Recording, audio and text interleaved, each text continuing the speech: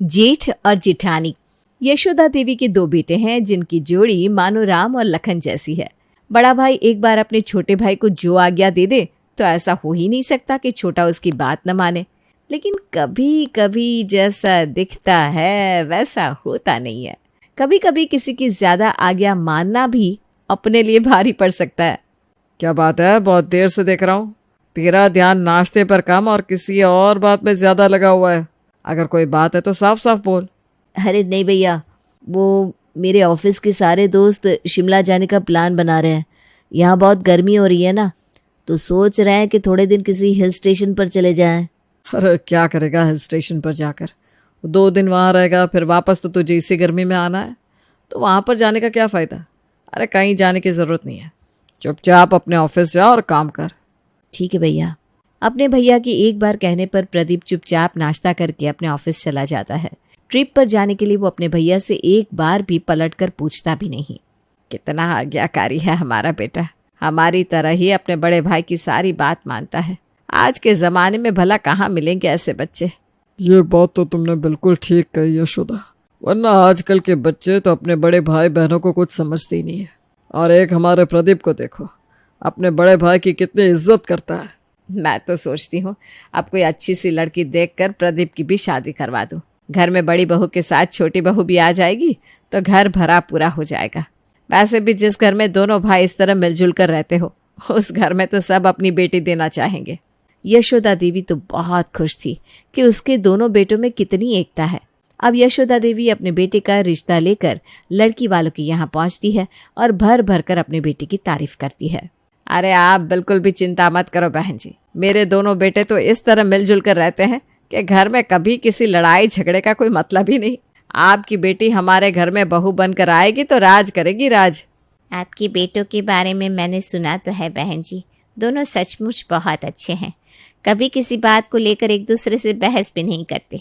मेरी बेटी ऐसे स्वर्ग जैसे ससुराल में जाएगी तो हमेशा खुश ही रहेगी। मुझे ये रिश्ता बिल्कुल मंजूर है। अब कहीं कहीं से यशोदा के बेटों की तारीफें सुनकर लड़की की माँ ने भी शादी के लिए हाँ कर दी और यशोदा के छोटे बेटे प्रदीप की शादी पूनम से हो गई।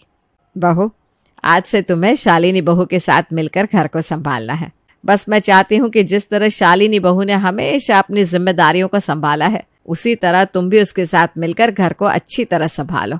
जी माँ जी। शुरू के कुछ दिन तो ससुराल में पूनम के बहुत अच्छी तरह बीत जाते हैं, क्योंकि तब तक तो घर में मेहमानों का आना जाना लगा रहता है। लेकिन जब सब घर में अपने नॉर्मल रूटीन में आते हैं तब देखते हैं कि क्या होता है। आपने कहा था ना कि आपको आलू के पराठे बहुत पसंद है, तो आज मैंने अपने हाथों से आपके लिए आलू के पराठे बनाए हैं। अरे वाह, वैसे भी ना मेरा आज आलू के पराठे खाने का बहुत मन कर रहा था। अच्छा हुआ तुमने आज नाश्ते में ही बना लिए। अरे ये क्या किया तुमने? आज तो मैंने सबके लिए नाश्ते में साबूदाने की खिचड़ी बनाई थी। नाश्ता बनाने से पहले कम से कम मुझसे पूछ तो लेती। भाभी, मैंने सोचा कि अभी तक मैंने अपनी पहली रसोई में कुछ बनाया नहीं है, तो सबके लिए आलू के पराठे बना देती हूँ। अब इन आलू के पराठों को कौन खाएगा जब मैंने खाने के लिए ये साबूदाने की खिचड़ी बनाई है। कोई बात नहीं भाभी, आलू के पराठे मैं खा लूँगा। वैसे भी आप तो जानती हो कि मुझे आलू के पराठे कितने पसंद है। अरे लेकिन मैंने सुबह सुबह ये साबूदाने की खिचड़ी बनाई। एक काम करो, आलू के पराठे छोड़ो और अभी ये साबूदाने की खिचड़ी खा लो। आलू के पराठे पूनम किसी और दिन तुम्हारे लिए बना देगी। लेकिन दीदी, पराठे बन गए हैं तो खा लेते हैं ना। अरे तो तुम खा लेना पराठे, तुम्हें खाने के लिए कौन मना कर रहा है। नाश्ते में तो सब लोग वही खाएंगे जो मैंने सबके लिए बनाया है। अगली बार जब भी कुछ बनाओ तो पहले मुझसे पूछ लेना। ठीक है दीदी, सब नाश्ते में साबूदाने की खिचड़ी खा लेंगे, लेकिन पराठे बन गए हैं तो आप लंच में आलू के पराठे ले जाना। अरे नहीं नहीं नहीं, इन दोनों भाइयों का लंच मैंने पहले ही पैक कर दिया है। लेकिन अरे कोई बात नहीं पूनम, तुम्हारे हाथ के आलू के पराठे मैं किसी और दिन खा लूँगा, लेकिन अभी भाभी ने इतने प्यार से खाना बनाया है तो वही खा लेता हूँ। अब जब प्रदीप भी पूनम को ये बात बोल देता है तो उस बेचारी का तो मुंह ही उतर जाता है। उसे इस बात का बुरा तो लगता है, लेकिन अब वो नई नवेली बहू घर में किसी को कहे भी तो क्या कहे। वो चुपचाप अपने कमरे में चली जाती है। हद है यार, एक तो मैंने सबके लिए इतने प्यार से आलू के पराठे बनाए और दीदी ने वो किसी को खाने ही नहीं दिए। क्या हो जाता अगर सब साबूदाने की खिचड़ी के साथ आलू के पराठे भी खा लेते। अब पहली बार में ही पूनम को अपनी जेठानी की ये आदत आंखों में खटक गई, लेकिन फिर भी कहीं ना कहीं उसने इस बात को नजरअंदाज कर दिया। फिर कुछ दिन बाद, प्रदीप जी ये देखिए मैं आपके लिए कितनी अच्छी शर्ट लेकर आई हूँ, आप पहन कर देखिए, आपके ऊपर बहुत अच्छी लगेगी। वैसे शर्ट तो ये सचमुच बहुत अच्छी लग रही है। मैं ना बहुत टाइम से इस कलर की शर्ट लेने की सोच रहा था, लेकिन शॉपिंग पर जाने का टाइम ही नहीं मिलता। अच्छा हुआ तुम मेरे लिए ले आई, अभी पहन कर देखता हूँ। प्रदीप वो शर्ट पहनकर ट्राई करता है और उसे पहनकर हॉल में चला जाता है। अरे वाह देवर जी, आपकी ये नई शर्ट तो बहुत अच्छी लग रही है। हाँ भाभी, पूनम लेकर आई है मेरे लिए।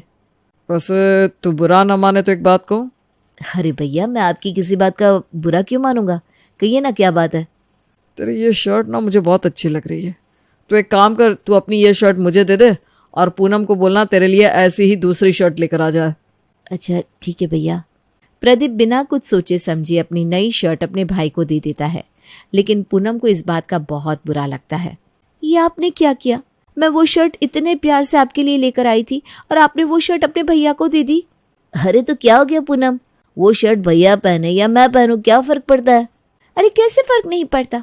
अगर आप मेरे लिए कोई नई साड़ी लेकर आओ और मैं वो साड़ी अपनी दीदी को दे दूं तो आपको बुरा नहीं लगेगा क्या? अरे तुमने तो बात को दिल से ही लगा लिया यार। वो मेरे बड़े भैया हैं, अगर उनको कोई चीज़ पसंद आ गई और उन्होंने मुझसे मांग ली तो मैं उन्हें मना थोड़ी ना कर सकता हूँ। वैसे भी आज तक मैंने उनकी बात कभी नहीं टाली और आगे भी नहीं टाल सकता। अच्छा चलो, मुझे ऑफिस के लिए देर हो रही है तो मैं चलता हूँ। प्रदीप तो ये सब बोलकर वहां से चला जाता है, लेकिन उसकी बातों से पूनम का मूड बहुत खराब हो जाता है। ये तो हद हो गई यार। माना कि हमें अपने से बड़ों की बातें माननी चाहिए, लेकिन ये तो अपने भैया भाभी की कुछ ज्यादा ही बात मानते हैं। अपने भैया भाभी के आगे तो बिल्कुल छोटे बच्चे बन जाते हैं। इधर पूनम इन सब से वैसे ही बहुत परेशान थी, ऊपर से उसके जेठ जेठानी के दिमाग में अब कुछ और ही खिचड़ी पक रही थी। क्या हो गया जी, क्यों इतने परेशान होकर बैठे हो? तुम्हें तो पता ही है कि मेरा बिजनेस कितना लॉस में चल रहा है और कोई इन्वेस्टर मुझे पैसे देने को भी तैयार नहीं है। समझ में नहीं आ रहा पैसे लूं तो कहाँ से लूं। अरे आपको पैसे चाहिए तो बाहर से लेने की क्या जरूरत है? प्रदीप को बोल दो, वो दे देगा। वैसे भी वो आपका छोटा भाई है, आपके बिजनेस के लिए उसकी भी तो कुछ जिम्मेदारी है। वैसे तुम्हारी बात सही है। एक बार वो ऑफिस से आ जाए उसके बाद मैं उससे बात करता हूँ। वैसे भी मुझे अपना बिजनेस संभालने के लिए अपने साथ कोई और भी चाहिए, तो मैं प्रदीप को ही कहूँगा कि वो अपनी जॉब छोड़कर मेरे बिजनेस पे आ जाए। प्रदीप शाम को जैसे ही घर आता है तो उसके बड़े भैया आते ही उसे अपने कमरे में ले जाते हैं। क्या बात है भैया, आप मुझे इस तरह अपने कमरे में क्यों ले आए? भाभी के लिए कोई सरप्राइज प्लान करना है क्या? अरे नहीं भाई, किसी के लिए कोई सरप्राइज प्लान नहीं करना। एक्चुअली ना मेरा बिजनेस थोड़ा लॉस में चल रहा है, इसलिए मुझे कुछ पैसे चाहिए। तो अपनी सेविंग्स में से कुछ पैसे मुझे दे दे। लेकिन भैया, अभी तो शादी में इतना खर्चा हुआ तो मेरी ज़्यादातर सेविंग्स तो वहीं लग गई। अभी तो मेरे पास कुछ 1.5-2 लाख रुपए की ही सेविंग होगी। अरे कोई बात नहीं, जितना है उतना ही दे दे। और तेरा पीएफ भी तो है ना, तो अपना पीएफ निकलवा कर मेरे बिजनेस में इन्वेस्ट कर दे। और मैं तो कहता हूँ अब तू भी मेरे साथ मेरा बिजनेस ज्वाइन कर ले। अरे कब तक नौकरी करता रहेगा? लेकिन भैया, मैं जॉब कैसे छोड़ सकता हूँ? अरे क्यों नहीं छोड़ सकता, बिल्कुल छोड़ सकता है। अरे ये तेरा भाई है ना, जब तेरा भाई का अपना खुद का बिजनेस है तो तुझे बाहर जाकर नौकरी करने की क्या जरूरत है। अपने पैसे मेरे बिजनेस में लगा और मेरे साथ ही काम कर। कोई जरूरत नहीं है तुझे बाहर जाकर जॉब करने की। संदीप का एक बार कहना था और प्रदीप उसकी बातों में आकर अपनी सेविंग्स और पीएफ के सारे पैसे उसके बिजनेस में लगा देता है और अपनी जॉब छोड़कर अपने भाई के बिजनेस को ही संभालने लगता है। आप मुझे ये बताइए कि आपने अपनी जॉब क्यों छोड़ दी? आपको पता है ना भैया का बिजनेस पहले ही लॉस में जा रहा था, और वो तो छोड़ो, आपने अपनी जॉब भी छोड़ दी। हाँ जानता हूँ, लेकिन अब मैंने अपनी सेविंग्स और पीएफ का पैसा भैया के बिजनेस में लगाया है और बिजनेस अब अच्छा भी चल रहा है। और भैया ने कहा था कि तुम कुछ पैसे मेरे बिजनेस में लगा दो और मेरे साथ ही पार्टनरशिप कर लो। वैसे उनकी बात भी ठीक है, जब घर में बड़े भैया का बिजनेस है तो मुझे बाहर जाकर जॉब करने की क्या ज़रूरत है। क्या आपने अपनी सारी सेविंग्स और यहाँ तक कि पीएफ का पैसा भी भैया के बिजनेस में लगा दिया और मुझे इस बारे में कुछ पता ही नहीं है? अरे कम से कम एक बार मुझसे बात तो की होती। अरे इसमें बात करने की क्या ज़रूरत थी? अब क्या मुझे मेरे भैया के बिजनेस में पैसे लगाने से पहले भी सोचना पड़ेगा? पता नहीं आपको किस तरह और कब मेरी बातें समझ में आएगी। खैर, अब तो आपको जो करना था आपने कर लिया। फिलहाल मुझे कुछ सामान लाना है मार्केट से, मुझे पैसे दो। पैसे तो भैया के पास है, मैं अभी जाकर लेकर आता हूँ। कितने पैसे चाहिए तुम्हें? काफ़ी सारा सामान लेकर आना है तो 4-5 हज़ार रुपये तो चाहिए होंगे। अच्छा ठीक है, तुम रुको, मैं भी लेकर आता हूँ। प्रदीप पैसे लेने के लिए अपने भैया के पास जाता है। भैया वो पूनम को मार्केट से कुछ सामान लेकर आना है तो 5,000 रुपये चाहिए। क्या 5,000 रुपये? अरे इतने पैसों का क्या खरीद कर लाना है पूनम को? यह तो सरासर फिजूल खर्ची है। उसे बोलो कि खर्चों पर थोड़ा काबू रखे। और ये लो 2,000 रुपये। उसे बोलो कि इतने पैसों में ही सामान लेकर आ जाए। और शालिनी से थोड़ी बचत करना सीखे। जी भैया। प्रदीप 2,000 रुपये लाकर पूनम को देता है। सिर्फ 2,000 रुपये? मैंने आपसे 5,000 मांगे थे ना। 5 नहीं तो कम से कम 4,000 रुपये तो दीजिए। अरे मैं भैया से उतने ही पैसे लेने गया था, लेकिन उन्होंने कहा कि। क्या कहा? कुछ नहीं, अभी इतने ही पैसे हैं तो इतने पैसों में सामान लेकर आ जाओ। और वैसे भी एक साथ इतना सामान खरीदना जरूरी है क्या? अरे लेकिन कुछ नहीं, अब जाओ और इसमें सामान खरीद कर ले आओ। पूनम को ये बात अटपटी तो लगती है, लेकिन वो जानती थी कि वो अगर प्रदीप को कुछ कहेगी या समझाएगी तो भी वो उसकी बात नहीं समझेगा, इसलिए वो इतने पैसे लेकर वहां से चली जाती है। कुछ दिन। सुनिए ना, मेरे पेट में बहुत दर्द हो रहा है, लगता है डॉक्टर के पास जाना पड़ेगा। लेकिन अभी तो मेरे पास पैसे नहीं है और भैया भाभी भी बाहर गए हैं। अरे तो आप कुछ पैसे अपने पास क्यों नहीं रखते हो? काम तो भैया के साथ आप भी करते हो ना, तो आपको भी तो अपने हिस्से के पैसे अपने पास रखने चाहिए।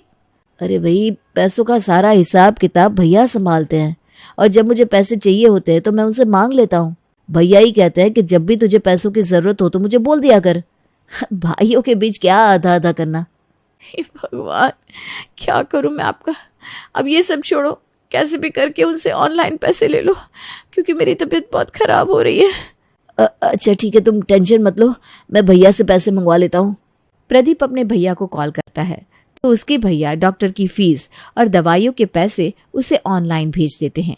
लेकिन उस दिन की इस हरकत से पूनम का माथा बुरी तरह सनक जाता है। वो जैसे ही अस्पताल से घर आती है तो ये सब ठीक करने के लिए अपने दिमाग में कुछ सोचने लगती है। इन्हें सीधी तरह से समझाऊंगी तो बात इनकी समझ में नहीं आएगी। अब तो कुछ ऐसा करना पड़ेगा जिससे इन्हें खुद ही अपने भैया भाभी की असलियत दिख जाए।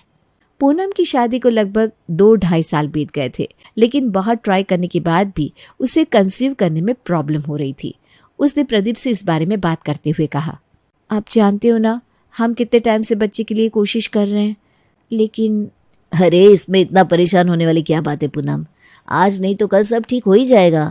मैं जानती हूँ सब ठीक हो जाएगा, इसीलिए मैं डॉक्टर के पास भी गई थी। डॉक्टर ने बस एक ही रास्ता बताया है। क्या कहा डॉक्टर ने? डॉक्टर ने कहा है कि हमें IVF करवाना पड़ेगा। अब वही हमारे पास लास्ट ऑप्शन है। हमें IVF करवाना होगा तो उसके लिए पैसे चाहिए। भैया से पैसों के बारे में बात करो ना। अरे हाँ, क्यों नहीं।